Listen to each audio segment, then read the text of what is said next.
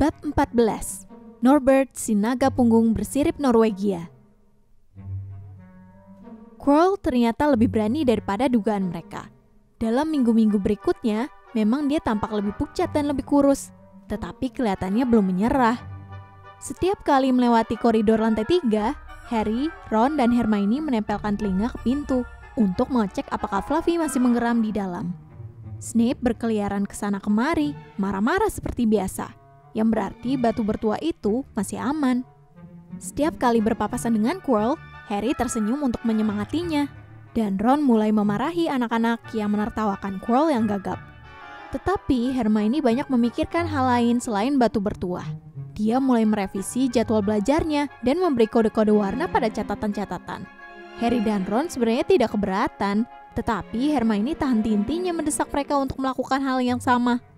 "Hermione, ujiannya masih lama sekali. 2,5 bulan lagi," tukas Hermione. "Itu tidak lama. Buat Nicholas Flamel, itu cuma sekejap." "Tapi kita kan belum 600 tahun, Ron mengingatkan. "Lagi pula untuk apa kau belajar lagi? Kau kan sudah hafal semua." "Untuk apa aku belajar lagi? Kalian gila.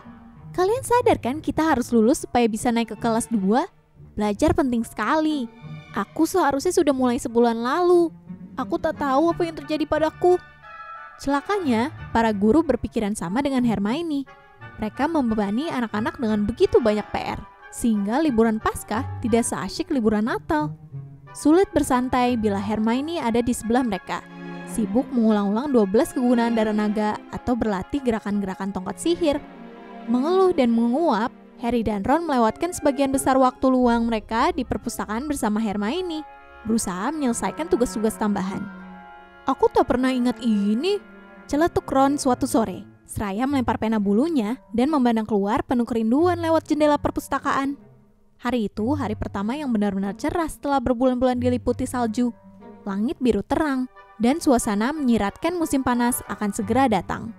Harry yang sedang membaca Dittany di buku 1000 tanaman obat dan jamur gaib tidak mendongak sampai Ron berseru, "Hagrid, ngapain kau di sini?"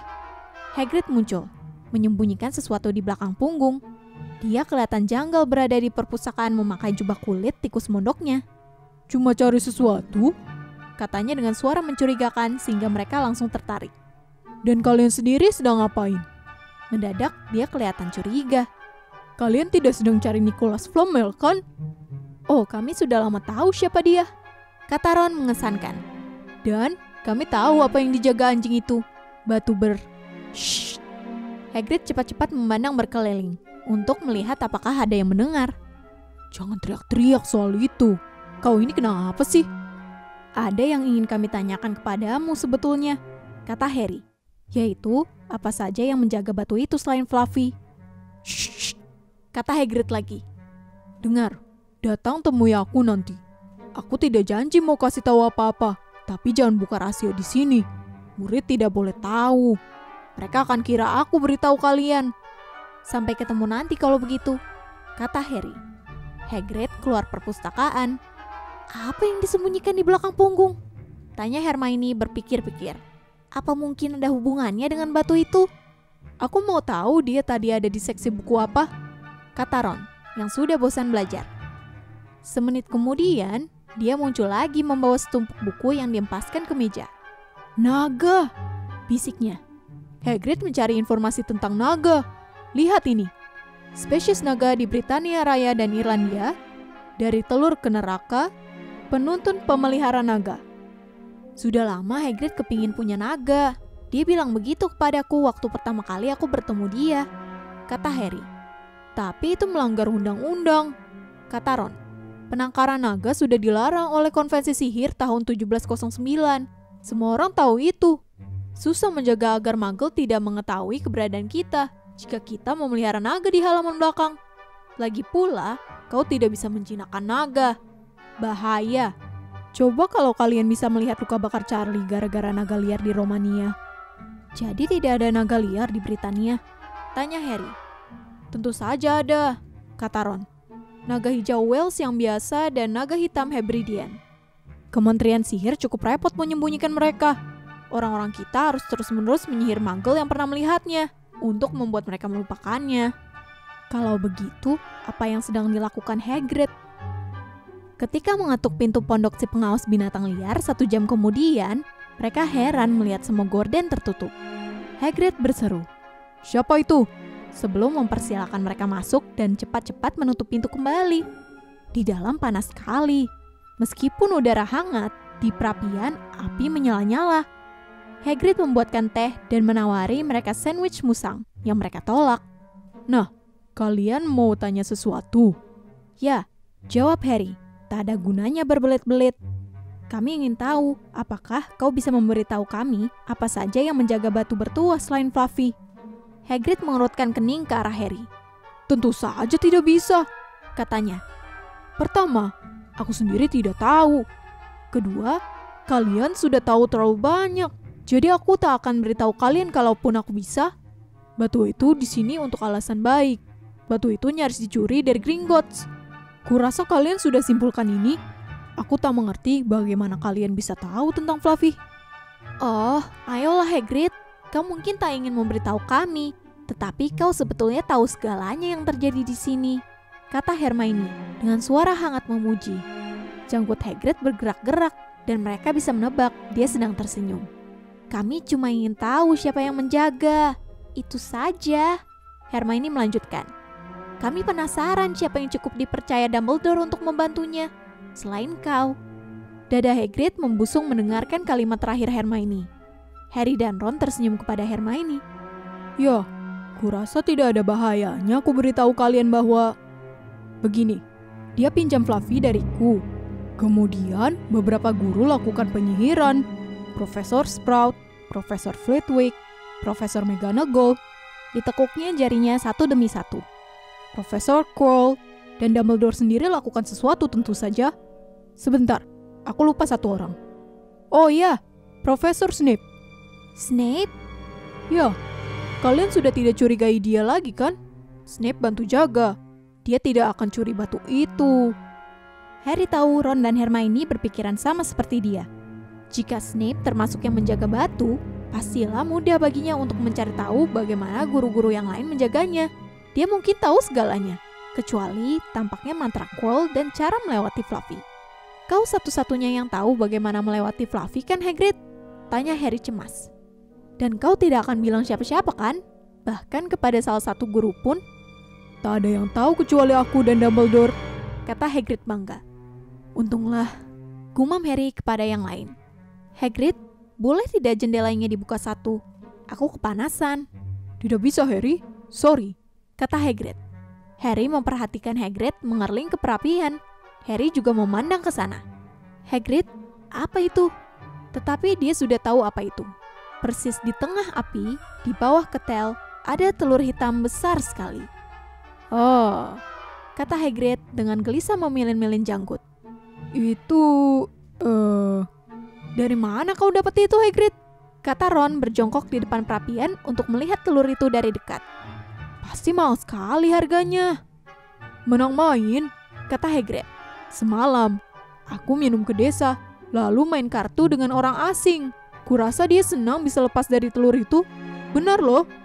"Tapi apa yang akan kau lakukan kalau telurnya menetas?" tanya Hermione. "Ya, aku sudah baca-baca," kata Hagrid, seraya menarik buku panjang dari bawah bantal. "Pinjam ini dari perpustakaan. Pemeliharaan dan pengembangbiakan naga untuk kesenangan dan keuntungan. Memang sudah sedikit ketinggalan zaman, tapi semuanya ada di situ. Taruh telurnya di api, karena induk mereka semburkan api ke telur-telurnya. Lihat, dan kalau sudah menetas, beri makan seember brandy dicampur darah ayam setengah jam sekali. Dan lihat ini, bagaimana mengenali jenis telur-telur. Telur milikku ini jenis punggung bersirip Norwegia, jenis yang langka." Hagrid terlihat puas sekali, tetapi Hermione tidak. "Hagrid, kau tinggal di pondok papan," katanya. Tetapi Hagrid tidak mendengarkan. Dia bersenandung riang ketika mengaduk perapiannya agar menyala lebih besar. Maka, sekarang ada hal lain yang perlu mereka cemaskan. Apa yang akan terjadi pada Hagrid jika ketahuan dia menyembunyikan naga ilegal di dalam pondoknya? Bagaimana ya rasanya menjalani hidup yang tenang? keluh Ron. Ketika malam demi malam mereka berjuang mengerjakan PR-PR ekstra yang dibebankan kepada mereka. Hermione sekarang sudah mulai mengatur ulang jadwal belajar Harry dan Ron, membuat mereka berdua jengkel. Kemudian, suatu pagi saat sarapan, Hedwig membawa surat lagi untuk Harry dari Hagrid. Hagrid hanya menulis 2 kata, "Sedang menetas." Ron ingin membolos dari kelas herbologi dan langsung ke pondok. Hermione menentang habis-habisan. "Hermione, berapa kali dalam hidup kita bisa melihat naga yang menetas?" "Ada pelajaran, nanti kita kena marah. Dan itu belum apa-apa dibandingkan dengan apa yang akan terjadi pada Hagrid kalau ada orang yang tahu apa yang sedang dilakukannya." "Diam," desis Harry. Malfoy hanya 1 meter dari mereka dan dia langsung berhenti untuk mendengarkan. Seberapa banyak yang berhasil didengarnya? Harry sama sekali tidak menyukai ekspresi wajah Malfoy. Ron dan Hermione bertengkar sepanjang perjalanan ke kelas herbologi. Dan pada akhirnya, Hermione setuju kabur ke pondok Hagrid dengan kedua temannya pada saat istirahat pagi. Ketika bel di kastel berbunyi pada akhir pelajaran, ketiganya langsung menjatuhkan sekop dan bergegas menyeberangi lapangan menuju tepi hutan. Hagrid menyelami mereka, wajahnya riang kemerahan. "Sudah hampir keluar." Diajaknya mereka masuk. Telur itu tergeletak di meja. Ada retakan-retakan dalam pada kulitnya. Sesuatu bergerak-gerak di dalamnya, menimbulkan bunyi klak-klik yang aneh terdengar. Mereka semua menarik kursi ke dekat meja dan mengawasi dengan napas tertahan. Mendadak terdengar bunyi gesekan dan telur itu terbelah.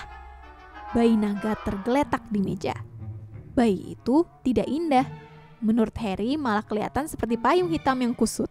Sayapnya tampak sangat besar dibandingkan tubuhnya yang masih kurus. Dan moncongnya panjang dengan 2 lubang hidung besar, 2 tanduk kecil, dan mata jingga yang menonjol. Dia bersin. Beberapa bunga api muncrat dari moncongnya. "Cantik ya," Hagrid bergumam. Dia menjulurkan tangan untuk membelai kepala si naga. Si naga itu mencaplok jari-jari Hagrid. Taringnya yang tajam kelihatan. "Bukan main, dia tahu yang mana induknya," kata Hagrid. "Hagrid," kata Hermione, "seberapa cepat persisnya naga punggung bersirip Norwegia tumbuh besar?" Hagrid sudah mau menjawab ketika wajahnya tiba-tiba memucat. Dia melompat berdiri dan berlari ke jendela. "Ada apa?" "Ada yang ngintip lewat celah gorden. Anak laki-laki. Dia lari balik ke sekolah." Harry melesat ke pintu dan memandang keluar. Bahkan dari kejauhan, ia tak mungkin keliru. Malfoy melihat naga itu. Senyum yang tersungging di bibir Malfoy selama seminggu berikutnya membuat Harry, Ron, dan Hermione sangat cemas. Mereka melewatkan sebagian besar waktu luang di pondok Hagrid yang digelapkan, mencoba membujuknya. "Lepaskan saja dia," desak Harry. "Biar dia hidup di alam bebas." "Tidak bisa," kata Hagrid. "Dia masih terlalu kecil. Dia akan mati." Mereka memandang si naga. Bayi itu sudah 3 kali lipat lebih panjang dalam waktu seminggu. Asap tak henti-hentinya berembus melingkar dari lubang hidungnya. Hagrid belakangan ini sudah tidak melakukan tugas-tugasnya sebagai pengawas binatang liar di sekolah karena si naga kecil membuatnya sangat sibuk. Botol-botol brandy kosong dan bulu-bulu ayam bertebaran di lantai. "Aku memutuskan untuk menamainya Norbert," kata Hagrid seraya menatap si naga dengan mata basah. "Dia sudah kenal aku sekarang. Lihat, Norbert, Norbert, mana mama?" "Dia sinting," Ron bergumam di telinga Harry.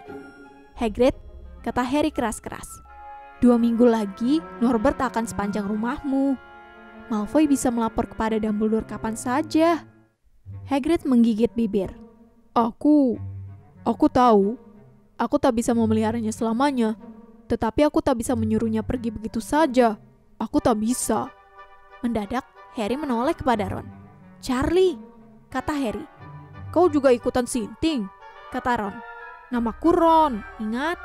"Bukan, Charlie. Kakakmu Charlie di Romania sedang belajar tentang naga. Kita bisa mengirim Norbert kepadanya. Charlie bisa memeliharanya, kemudian melepasnya ke alam bebas." "Brilian," kata Ron. "Bagaimana Hagrid?" Pada akhirnya, Hagrid setuju mereka mengirim burung hantu kepada Charlie untuk menanyainya. Minggu berikutnya berlalu lambat. Rabu malam, Hermione dan Harry masih duduk berdua di ruang rekreasi.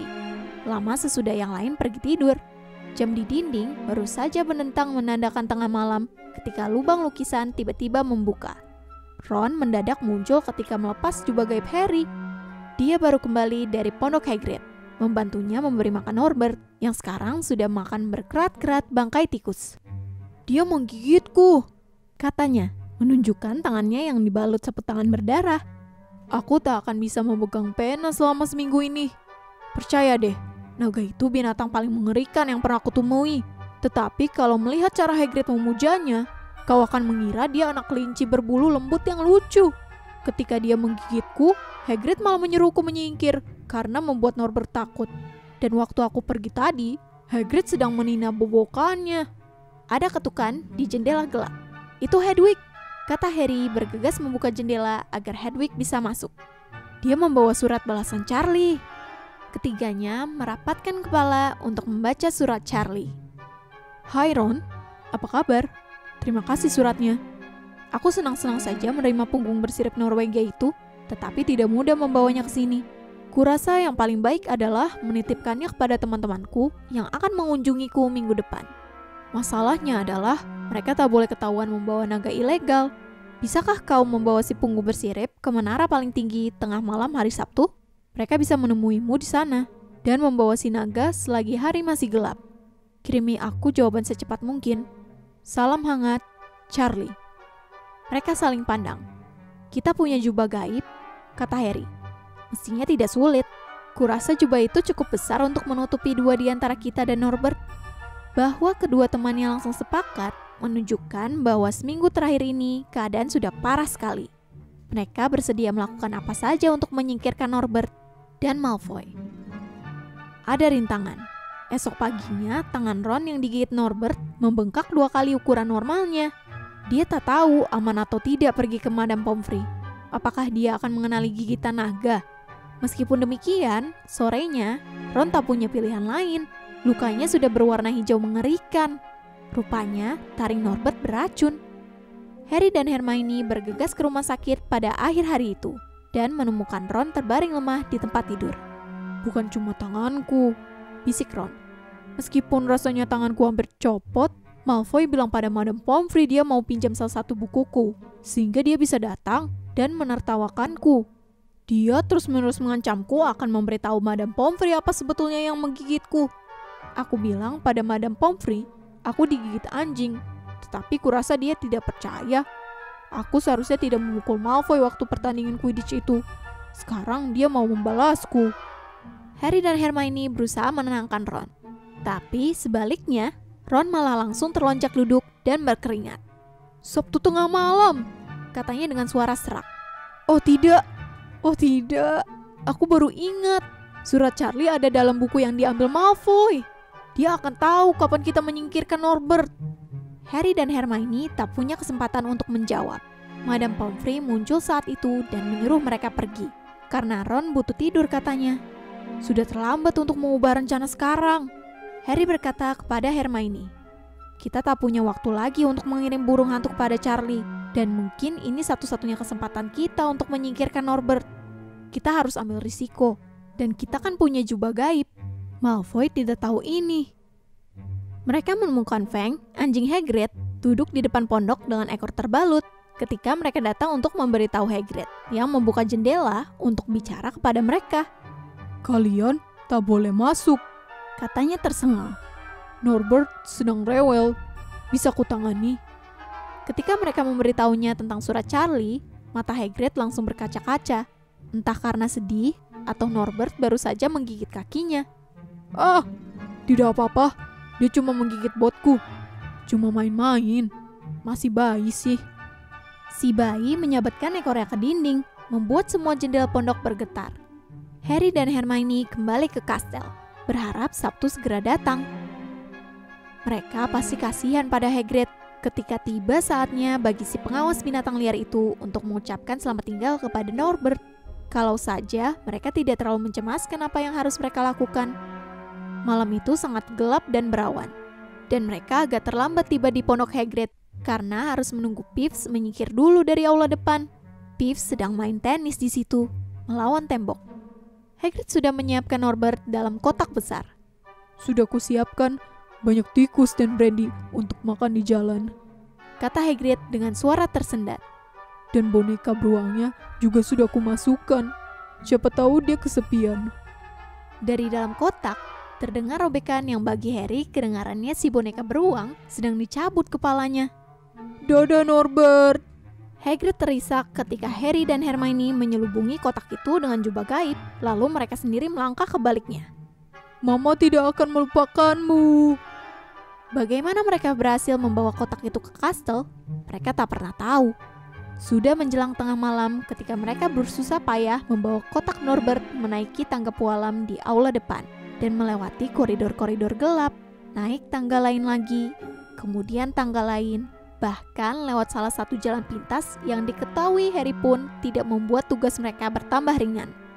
Hampir sampai, seru Harry terengah ketika mereka tiba di koridor di bawah menara tertinggi. Gerakan mendadak di depan mereka nyaris membuat mereka menjatuhkan kotak. Lupa bahwa mereka sebetulnya tidak kelihatan.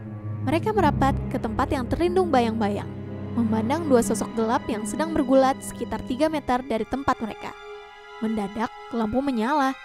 Profesor McGonagall memakai baju tidur kotak-kotak dan harnet menjewer telinga Malfoy. Detensi! Teriak Profesor McGonagall.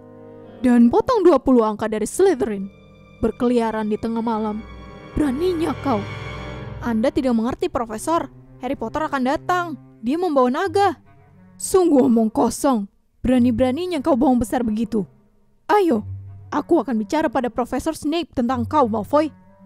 Setelah kejadian itu, tangga spiral curam ke atas menara serasa jadi mudah didaki.